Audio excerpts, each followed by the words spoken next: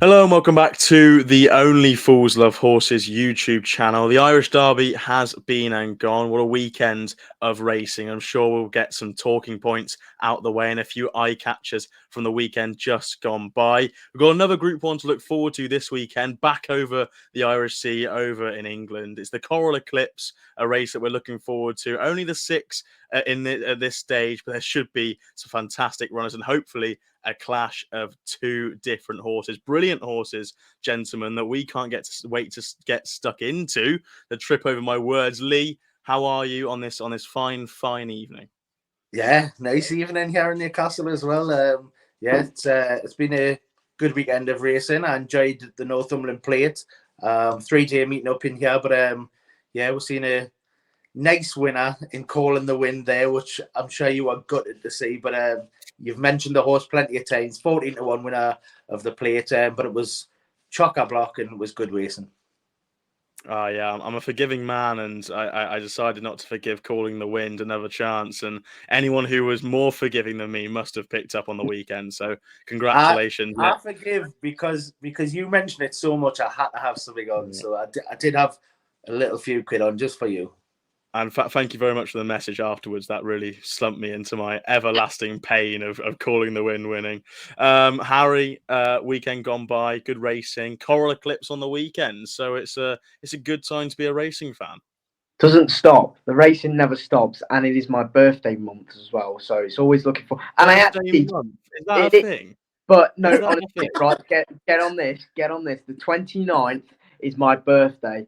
And if you have a look at the racing on the 29th of July, we could quite possibly see King of Steel versus August Rodin at Ascot. So what a birthday present that could be. That is what I've been looking forward to at work all day today. I've been looking at tickets as well, so I'm buzzing. As well, Tiber Flow. What happened at the weekend? Yeah. It was a good performance. But do you know what? I can't stand the all weather. I just can't stand it, Ash. I love the all weather, Harry. Love the all weather. I'm sure leaders as well. Back on the all weather. Do you remember that? I've seen loads of videos. When I was like younger, and they would jump. They were like Southwell, and they were having hurdles and stuff at Newcastle as well. It's mad. All weather jumping. It's an interesting concept. We had a good weekend though, gents. Can't remember what I backed to. Batal Dubai. That was one we agreed on, Lee, in the opener. Any other winners, Harry? Any other winners to report? Harry had Tiber Flow. Yeah, Tiber Flow. I had the Vars winner. What was that? La Hacienda. Yeah, nice, great pronunciation as well. Brilliant. Yeah. And then we had another one as well. And I can't remember. Well, Nathaniel Green, that placed at a massive price. 20-1 place. There we go. Can't go wrong with that. No, we did winners galore. Good weekend, gents. Hopefully we can kick on into and continue the run. We'll go quickly, as we always do, to our eye catchers of the week gone by. Now there was sort of a mixed range of racing, Group 1 racing and all weather racing. So I'll throw over to Lee. You were trackside for Newcastle on the weekend. Anything caught your eye across the whole weekend? Doesn't have to be Newcastle, of course. Well, that Battle Dubai, I thought won really well. To be fair, look, your eyes always drawn to the horse that you're back, but it was weaving in and out. It got trapped in behind.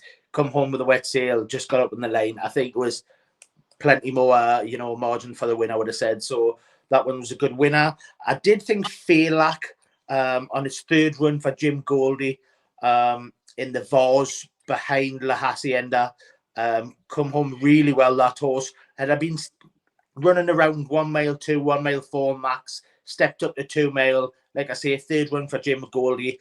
Come flying up the inside, just didn't get the most clearest runs, and the La Hacienda had already kicked. So yeah, it was an eye catcher for me, Fairlack. And I thought Nathaniel Green ran a solid race, was left a long way back. Atzini took the ride over Tom Marquand, but I think it was about third or fourth last at one point. Again, just didn't get the run, and the others had went for home. Stayed on really well into fourth, got back to 9-2 favourite, which I was really shocked about. But we put him up at 20s each way. 9-2 favourite. He got the place anyway.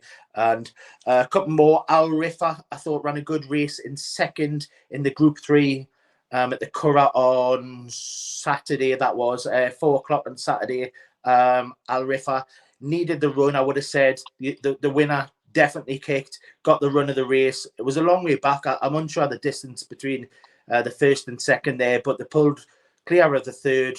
Will come on for the run, Al Rifa. And the step up and trip wasn't the undoing of the horse, I would have said. And unquestionable as well on Sunday in the Group 2 Railway Stakes. With more experience, I thought could have beat the winner. The winner had ran at Ascot, actually headed the winner, and then ended up second. With a bit more experience, probably the one to take out. So unquestionable. That was in the Group 2 Railway on Sunday.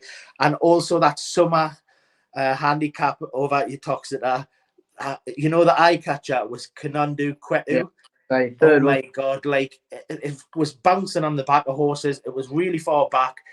It made a couple of errors, and it still had plenty. If you had have went for it a bit sooner and got the run of the race, I definitely think it would have won. So look, Kanundu Kwetu, I thought it was still well handicapped. It'll probably get put up a few pounds. It's been jumping up the handicaps from winning Aintree and stuff like that.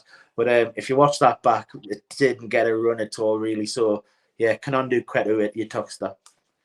Yeah, a nice list there of Eyecatchers. Sorry, I know I've rambled on, but a few took me eyes. No, don't apologise for that at all. Some fantastic horses to keep eyes on.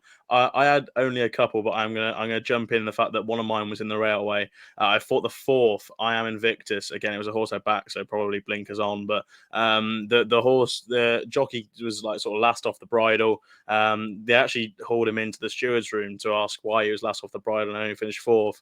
Really? And said that he rolled left under pressure, was backed a little bit before the start as well. I thought he travelled supremely well through the race, and kicked when needed, but just wasn't good enough for the front three.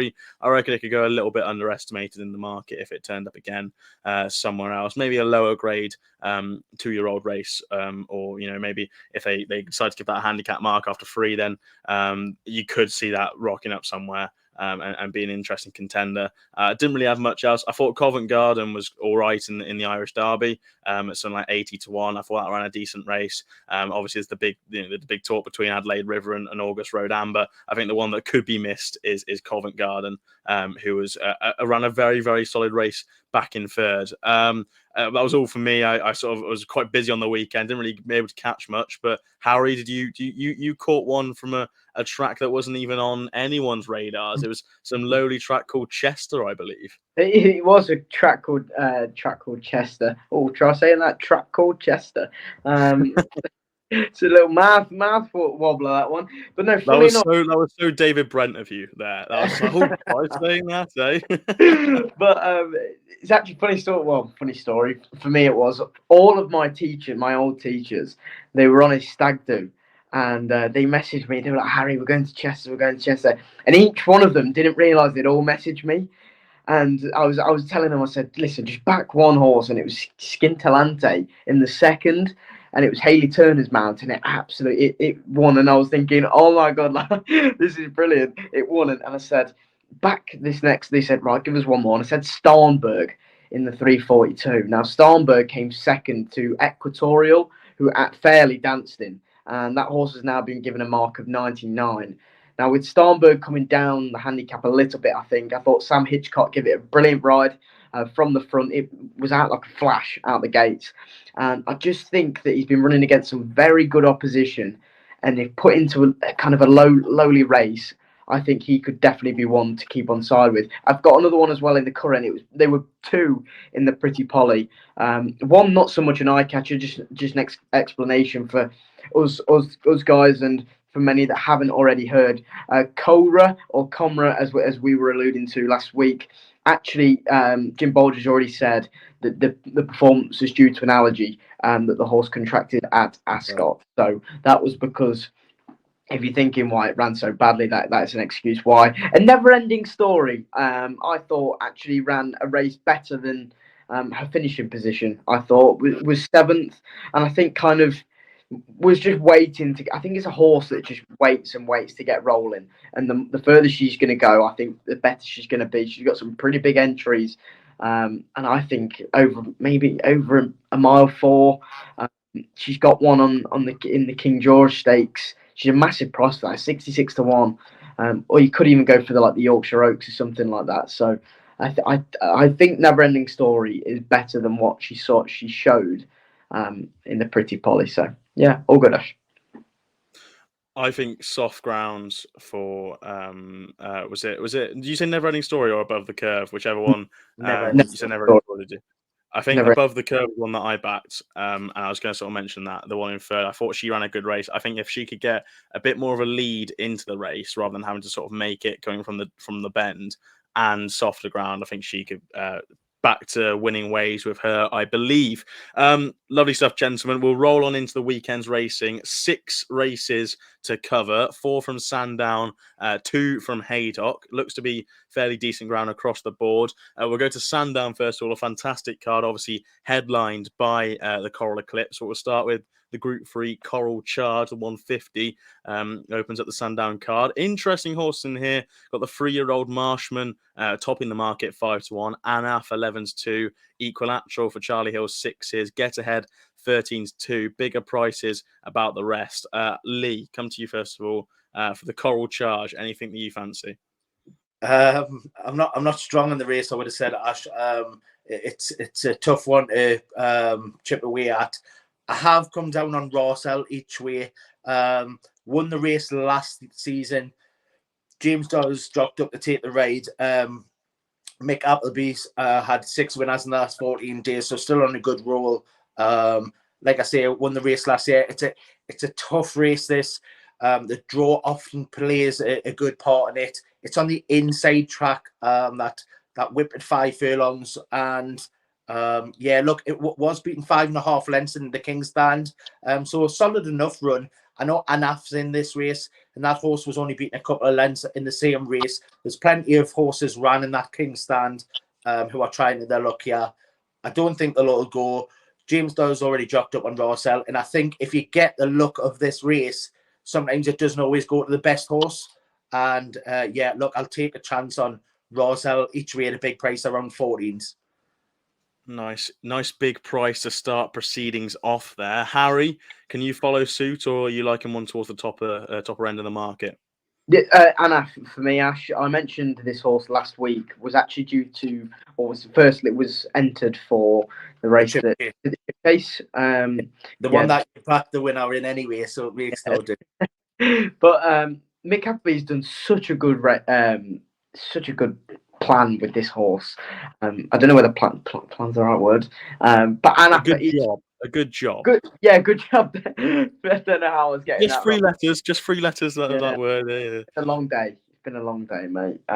But listen, I really, really like this horse. I was only a length behind Highfield Princess, who then ran really well. Obviously in the Saturday against Cardem. It was Cardem, wasn't it, that won? Bradsell was obviously in first. Bradsell's a brilliant horse. On his day, let's not forget he's a multiple Group 1 Royal Ascot winner now. I'd say Group 1. I think he might have won the Group 2 in his juvenile days. But anyway, cut the shit. I think Anaf will win this. Group 3, step down in grade to what he's been contesting in. And I think he definitely hasn't taken, well, at least the beating of most of these in here. And you could pick holes in there. Tiber Flow's entered, he won't go. Diligent Harry's got the beating of him. Rossell's not as good as what he once was. Equality, Desert Cop, interesting. Get Ahead is also interesting. Equilateral, I couldn't trust him as far as I threw him. And you wouldn't be able to throw that horse very far, I can assume. It was nice little word there for Anaf, and obviously a full race preview as well to headline it there. So well done, Harry. Didn't even mention the favourite. Didn't even mention the favourite. I'm going to be with one of the interesting horses that Harry mentioned there, Get Ahead. Interesting horse. First of all, interesting to see who rides this horse, because usual rider Richard Kingscote is over in Haydock. Ross Orion is on Anaf, who has rode the horse before, and Kieran Schumark, I believe, is on the other Clive Cox horse. Yes, Diligent Harry, who is a usual ride for Diligent Harry, but could sometimes pick up a run or two for Clive Cox. But I think she's been really, really good this season so far, has Get Ahead. I put her up 2 starts ago when she won a listed event at Haydock, and she won that really nicely, just that better ground. I put her up for Newmarket, and she got backed and then drifted because the soft ground came down on, I think that was Guineas Day, actually. And then at Haydock, she was really, really smart. Like struggled to get a run through under Richard Kingscote, but once she did, she kicked on well. She then went to France and went straight into sort of Group 2 company, and was just beaten by Game Run again under Kingscote. I think be really unlucky not to win that day. And this is a very, very decent group filly. Clive Cox has admitted that. I believe that.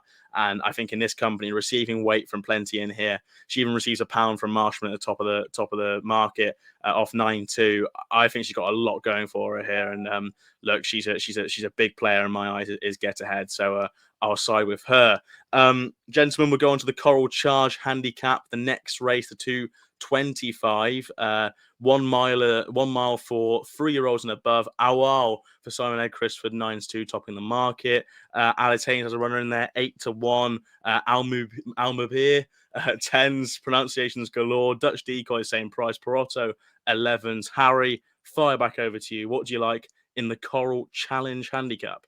Well, Alice Haynes has 2, not only Indemnify, but also Maysong, a horse I really, really fancied at Sandown last time.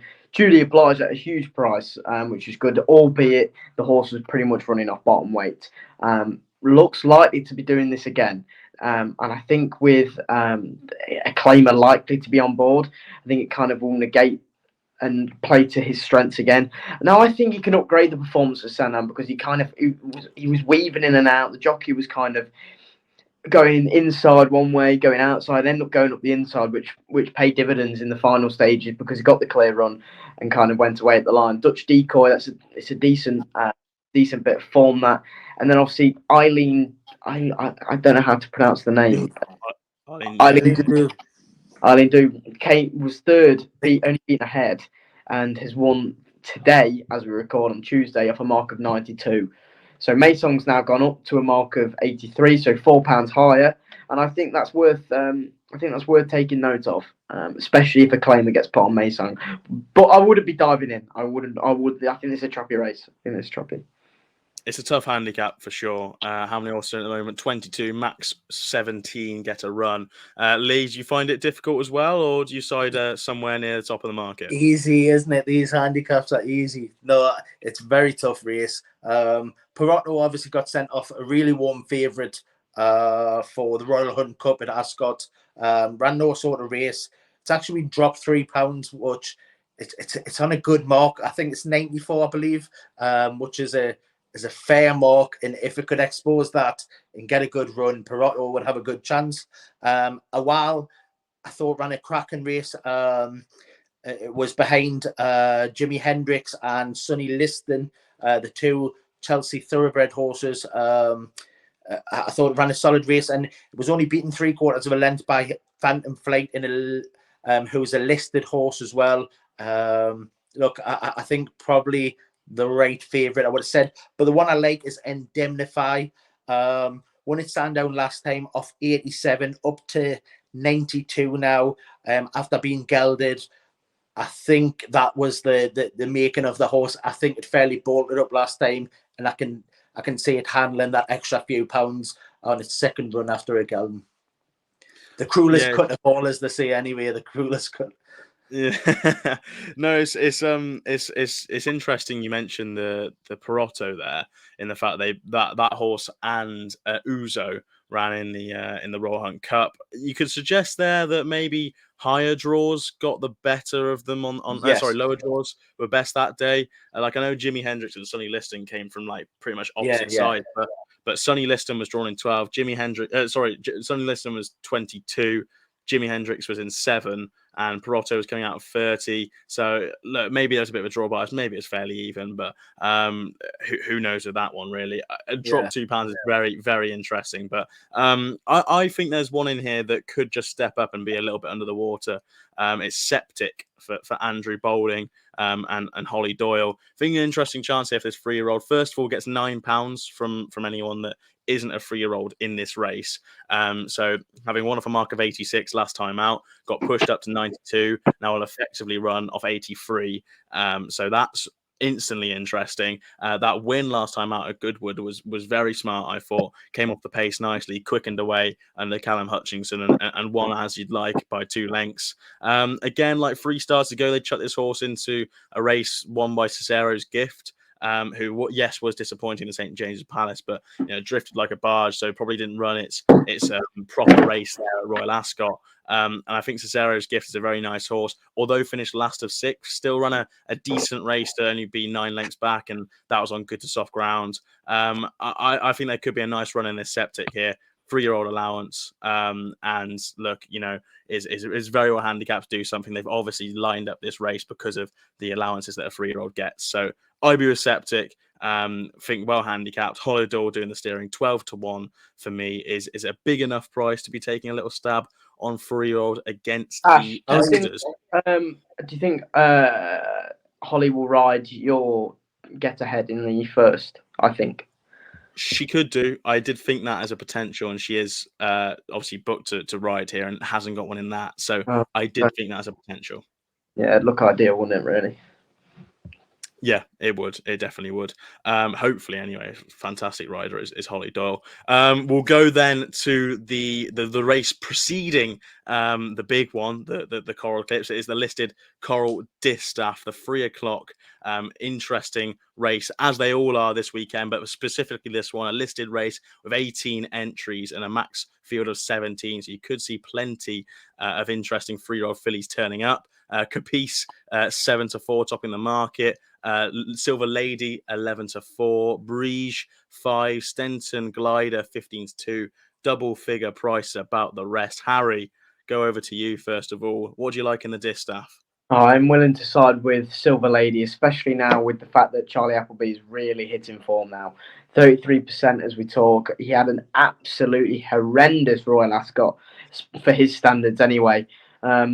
So did Godolphin. I don't think they had a winner throughout the whole week. 26, I think. They had 26 winners and no winners. Yeah, and I think it's the first time for it's over. I think it was over 10 years for ages that Godolphin haven't actually had a winner at Royal Ascot. So they seem to have turned a corner. William Buick as well. I think he'd have liked to have come out with more than. He had a horse with no name, didn't he? I think he only had one winner, and he's flying a Capice. It was a tough race, I thought, and that's the only reason why I'm not siding with, because I know you boys are going to get, or maybe I know Lee is especially, but the runner-up especially could just be better than Capice and have more improvement to get the reverse the placings, I should say. But I am willing to say Silver Lady, so beautifully bred, and I seriously think that with the trainer form now in a purple patch, she can go on and win. Yeah, I'm with you here, Harry. Silver Lady. Interesting horse. You say, brilliantly bred. Highland Avenue brother, out of a dam who was a Group 1 Cheveley Park winner, so is like regally bred. That run last time out was decent. Sounds of Heaven won the race, and Queen for You was in second. Sounds of Heaven's going to run a decent race behind Tahira. She'd have won that. She pulled like an absolute train the whole way, mate. She'd have won that. Should have won. Well, as in, are you saying Sounds of Heaven should have won at Ascot? No, I think Silver Lady should have won that at York, that race at York. Look, could have beaten half a length. There's no reason to say she couldn't have done that. But the form alone, just finishing half length behind them, is decent. Queen for You's a very, very good horse, I think. And Sounds of Heaven got the better of both of them, and then obviously went on to Royal Ascot to finish behind Tahira. So there's good form lines there. A bit of collateral form, but I'm hoping the collateral radius isn't too big. And look, I think she's got plenty in here to progress on. Only had the 2 runs. She's obviously well regarded discarded in the stable. She's been sent off evens and 2-1 fav on her last 2 starts. And I'll be with Silver Lady. Me and Harry agreeing, always dangerous. Lee, you like one, as Harry said, the runner-up to Capice last time in Briege. Yeah, like Briege. I think in terms of Sandringham and falling around with the winner, I think Capice got the better run of the race. Briege come from a long way back and kind of just denied. And I think in terms of form round, it's got really good form actually. Second in a Group 3, third in a Group 2 behind Lizu, and also 6 lengths behind Blue Rose Sen in the Group 1, Marcel Boussac. So I think that's solid form. Of course, Blue Rose Sen is a Poulash and Diane winner. So Sam Hart will be absolutely loving this if he's listening in. Sam Hart, he'll be loving the quoting Blue here. Rose Sen, I think, Diane, Blue Rose Sen, beautiful. It's going to Goodwood, I believe. That's the way she's going. But yeah, look, to be beaten 6 by her is no mean feat. And again, even third to Lisu, who is a solid yardstick, and I just think got the better form and can turn it round. I just didn't think got the run of the race last time in the Sandringham. Yeah, I think 5s is fair enough for Briege. Yeah, I think it's really fair enough. We were off call. I was seriously debating putting this horse up. I think that form is very good, but I am taking a swing on the Silver Lady, hopefully progressing well. But I think I do kind of agree with your case there, which doesn't happen too often in when we agree, but when we do agree, hopefully it goes. When we agree, we normally win. To be fair, so it's when we agree. When Harry agrees, it's sort of like a bit of a negative, isn't it? He wears me down. Yeah. One thing I would say, Ash, on this race, I do think that Silver Lady has the potential to be a group horse, and just better than the rest by far. I mean, Capice has won a handicap. Well, I say handicap. It was a pretty strong one at Royal Ascot of 97, but I think if Silver Lady rocked up off 97 in a handicap like that, the way she's bred, I think it'd have been a different story in that at Royal Ascot. Yeah, I suppose if buts and maybes on that, but I suppose if she did rock up on a 97 mark, then she could effectively go on to it. They could have gone to the race, off a mark of 100. That's only £3 higher than what they did, but that maybe sort of suggests they've had this sort of penciled in and training her for the day. So I have no issue with that. And like you said, it was a big run from Capice there, and this horse I believe was thought of as a Guineas horse. For the yards, Capice was, and they had a few setbacks here and there, so they didn't go that route. So you are taking it on a little bit of sufferance to the fact that maybe it is this horse was meant to be a Guineas horse, but just didn't sort of quite make it. But yeah, no, it's a very competitive race now. It'd be tough to have a proper nat material in it unless you two do. Then that's just simply incredible. We'll then go to the feature race, gentlemen. I'm sure we'll have opinions on the top 2 in the market for sure. The 340, the Coral-Eclipse Group 1, £425,325 goes to the winner. Emily Upjohn, 13-8, has been the anti-post favourite ever since her Coronation Cup winner Epsom, has been drifting a little bit with the news that Paddington is hopefully going to the race. 13-8 for Aidan O'Brien. Anmar, 6s. Dubai Honor, 14s. Luxembourg is still in the race, but looks like a non-jigger at 20s. And West Wind Blows at 33s. Harry, coming over to you first of all. You tend to have quite strong opinions on these Group 1 races. What do you like? Well, it wouldn't be a typical weekend preview if I didn't have any strong views. I'm just gonna Ash. I'll start again because Ralph is going fucking mad.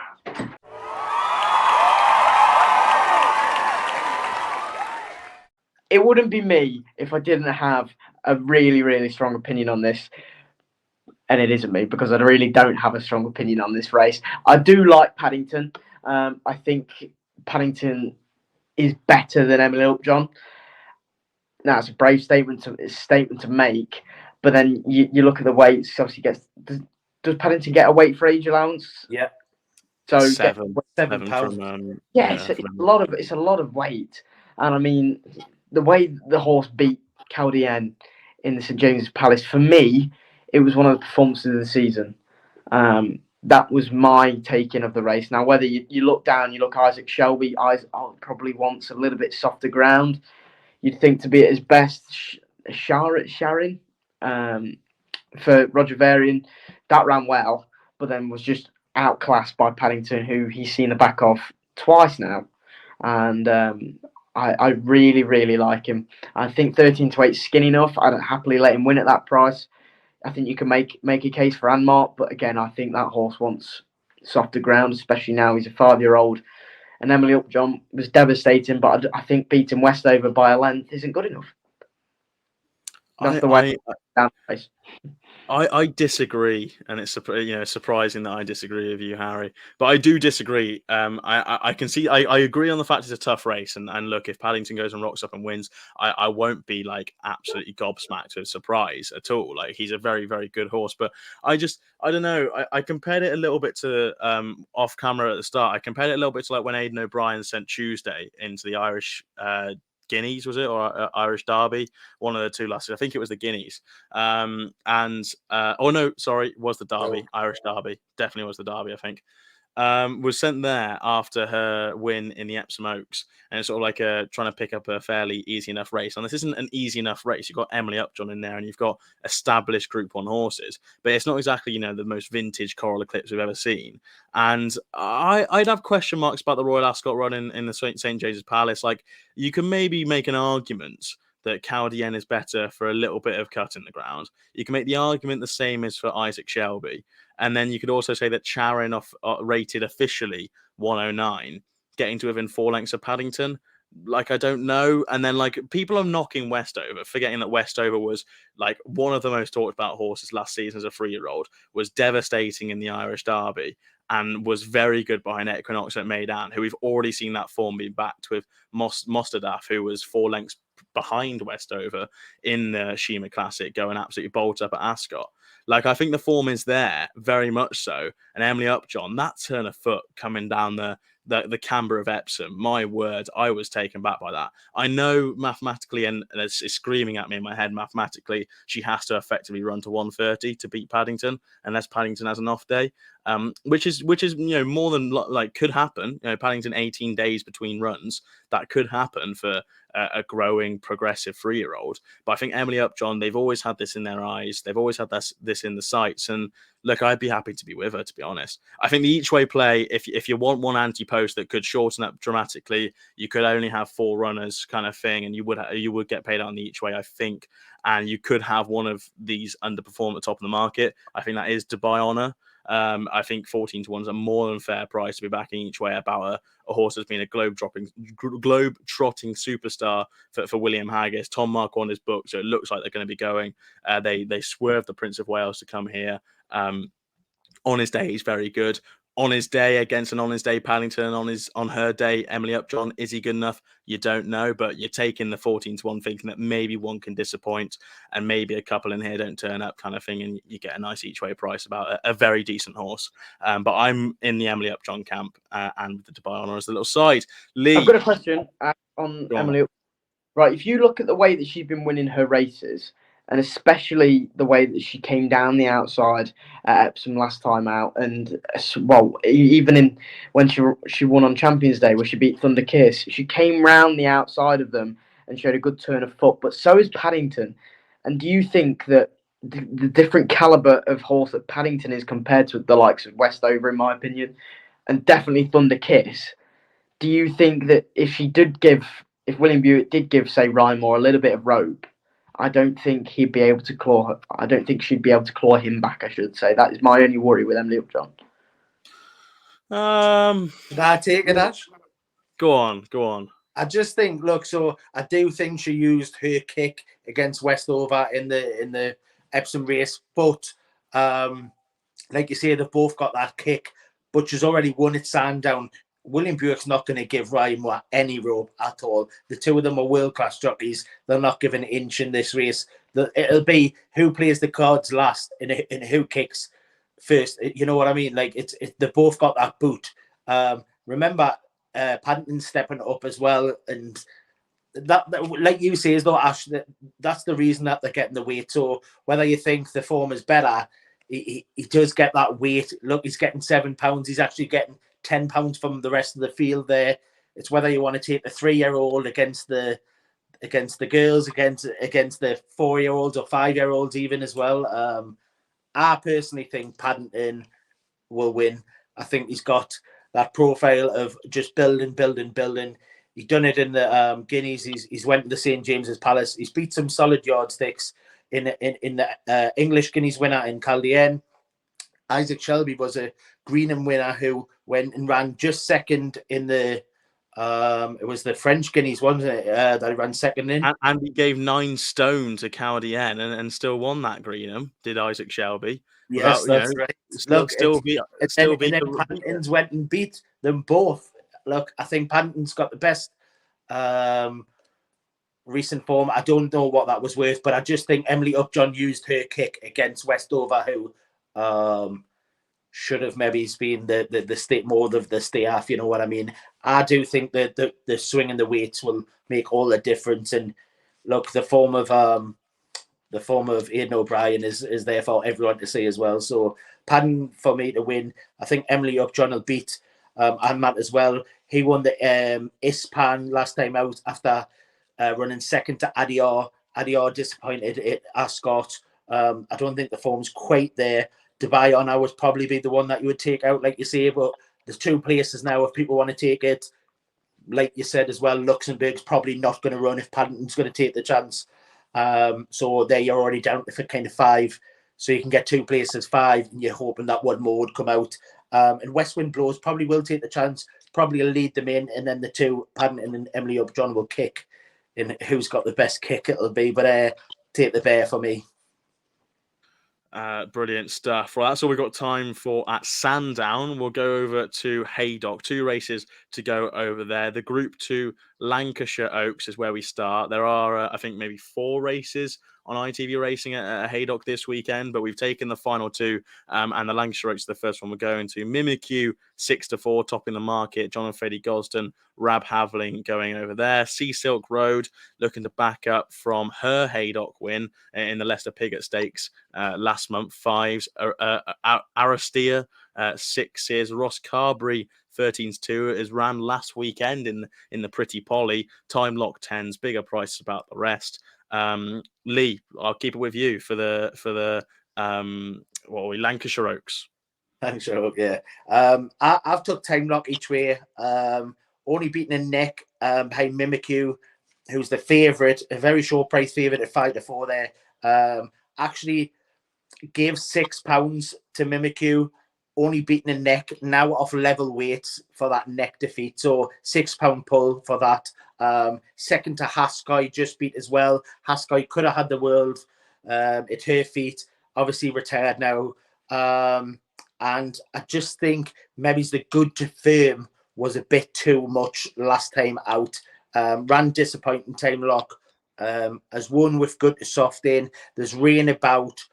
It's good at the moment, but there's a bit of juice in the ground. And if any course can take it, Haydock will take it the best. So maybe there's a slight bit of juice. Not so good to firm.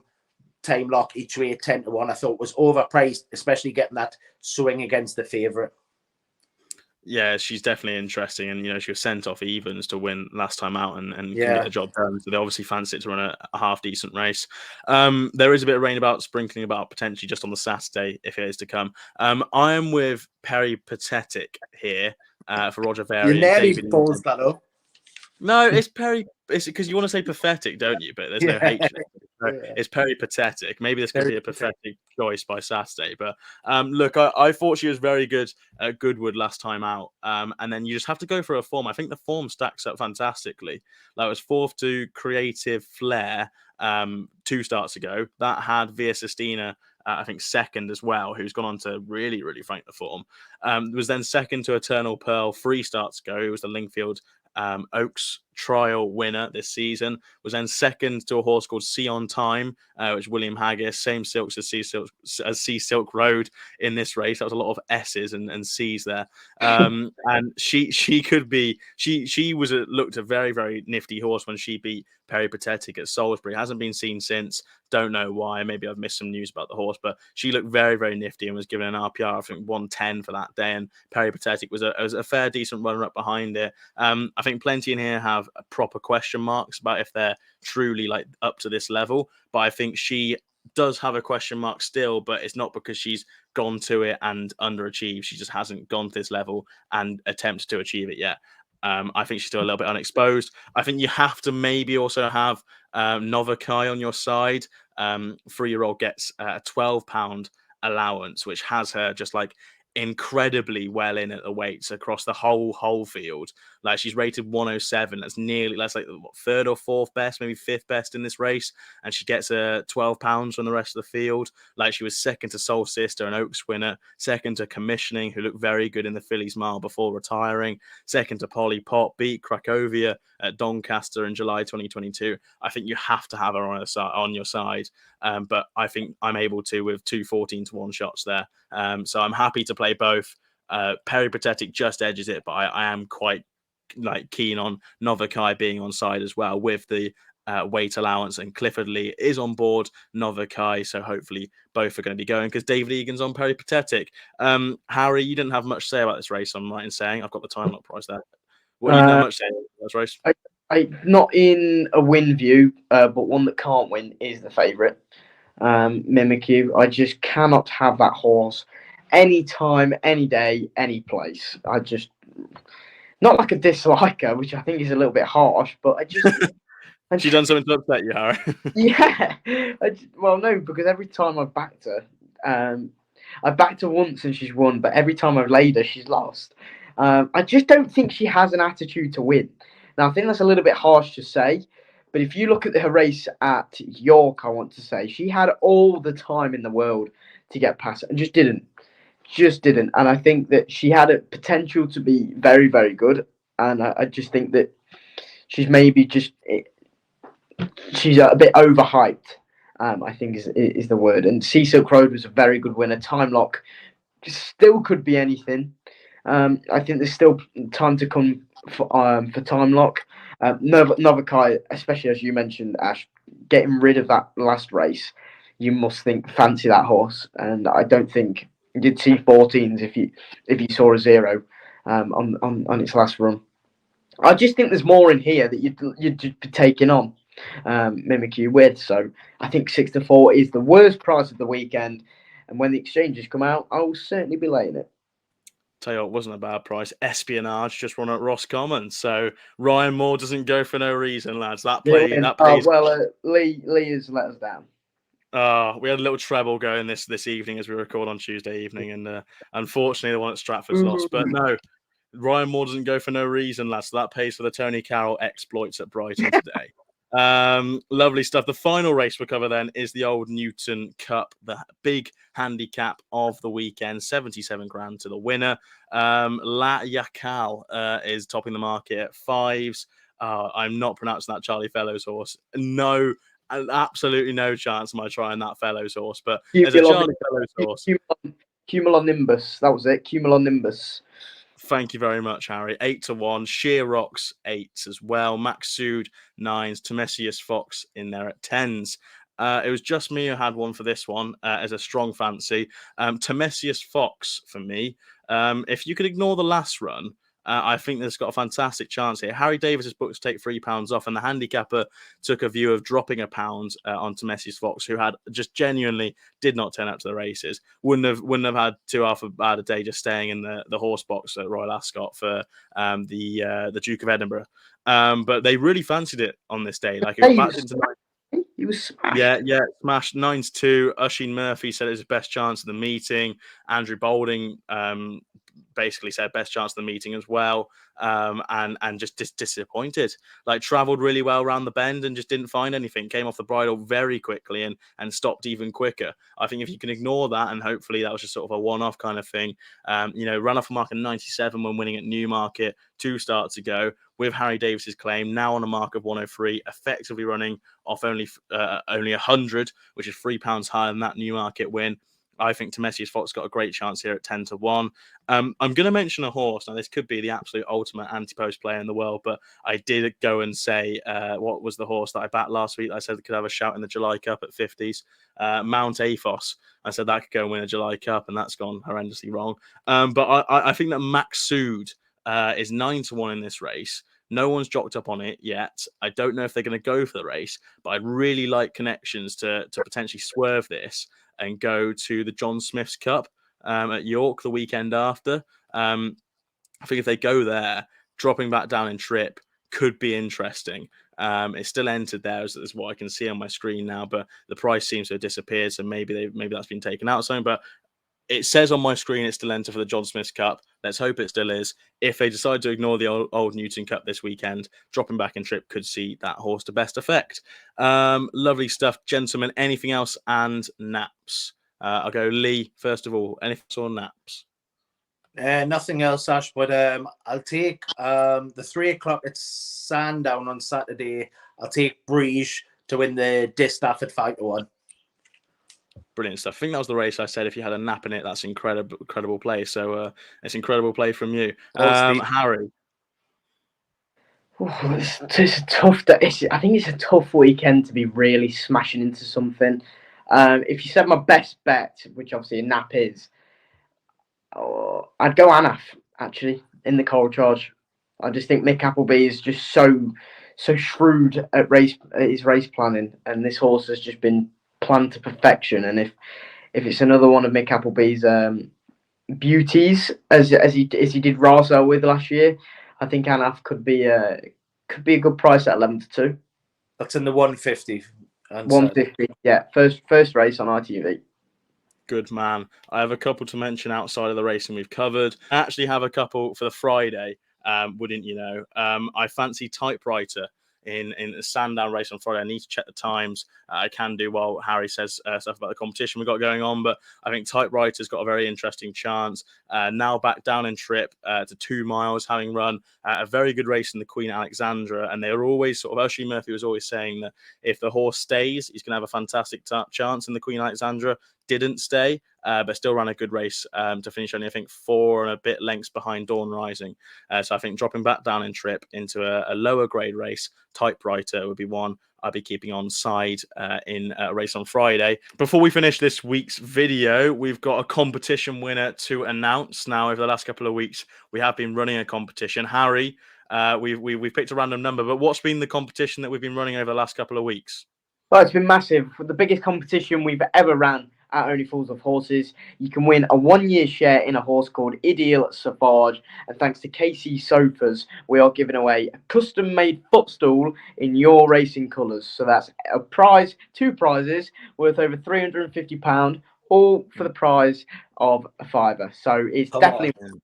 And yeah, we've found a winner, haven't we, Harry? We found a winner. We're about to draw it, but we haven't. We're not allowed to involve ourselves. But look, this is all at random. So Ash doesn't know Harry's list.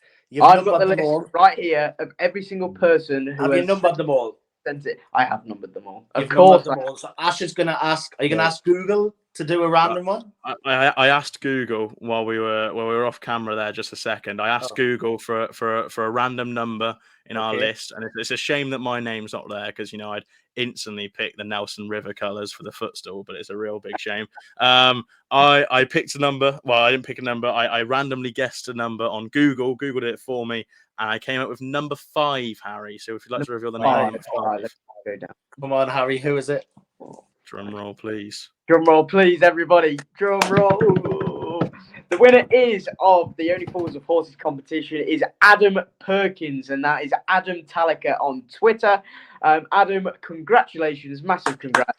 We will get in touch with you. If you want to, just send us a message. If you see in this video, we will contact you. So check your DMs, and you're going to have a free share and a custom-made footstool in your choice. So we'll send you the details. But massive well done, and thank you to everyone that joined in. If you did enjoy it, let us know, and fingers crossed we'll get more done for you in the future. But it was a really fun competition to do, and for a £5, I mean, it's not even a pint now, is it?